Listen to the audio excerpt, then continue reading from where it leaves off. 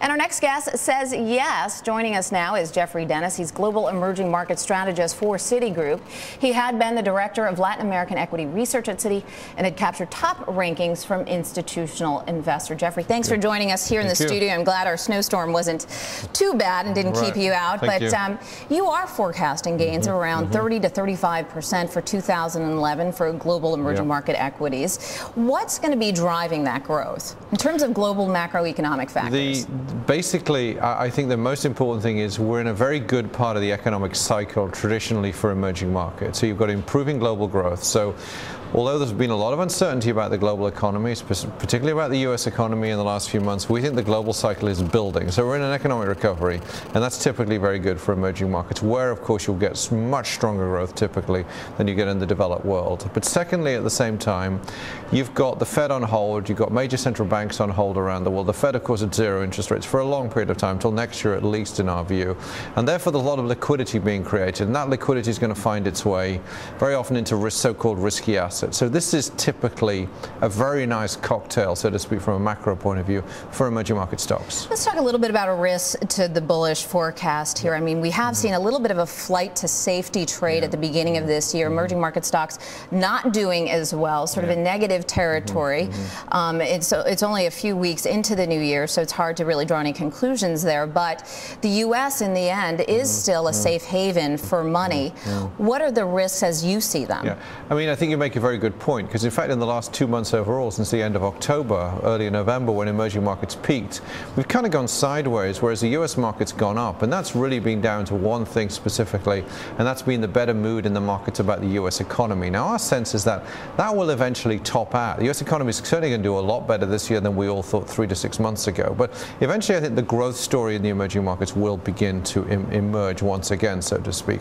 I think the risks this year in emerging are, number one, a serious intensification of the EU sovereign crisis. That would lead to another flight to quality. A second risk is, okay, the Fed's on hold at zero, but what happens when emerging market central banks have to raise interest rates to deal with their own inflation problems? We expect China to raise rates a fair bit this year, a number of other central banks. Our view, though, is that they will always be behind the curve, and that is because if they raise rates aggressively, currencies go up again, you get all those issues for concerns over export competitiveness. So we suspect there will be some tightening, but it will not be enough to stop emerging market equities moving forward again. All right, let's drill down into the countries themselves. I know you're bullish on the sector as a whole.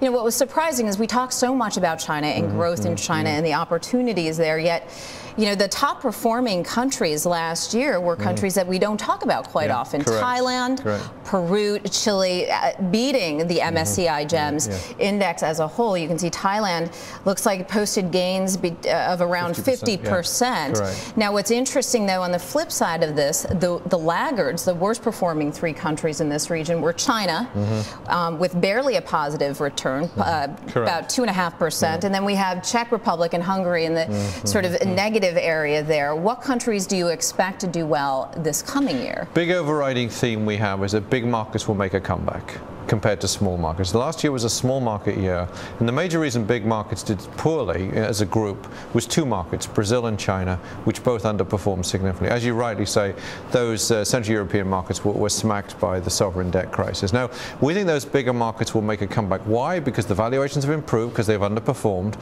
but also because if you are going to get a better year, you're going to see more money coming from the global investors back into emerging. So right now, of the biggest markets, our preferred markets are China, Korea and Russia. We think Brazil will do quite well, but maybe not outperform. So we think there are things to do in terms of those big markets. The issue with China is that we all know they're going to raise rates. We all know the economy is very strong. It's slowing a bit. We all know there's a bit of an inflation problem. But I think a lot of that is priced into this market now, and it's been a disappointing market, and we think it does better this year. All right, let's talk about the sectors. We have about a minute, a little less than a minute, that you're overweighting and which ones you're underweighting. I think the big call here is, if you like the markets, do you go for the domestic cyclicals or do you go for the global cyclicals? I don't think you want to be defensive because we think it's going to be a good year. We slightly still prefer the global cyclical, the domestic cyclicals, the financials, the industrials, the consumer discretionary, and that really means that people are still going to focus, I think, very strongly on the growth story within emerging. I think materials plus energy will be a bit more choppy because there'll be a fair amount of back and forth in the markets about the overall global economy.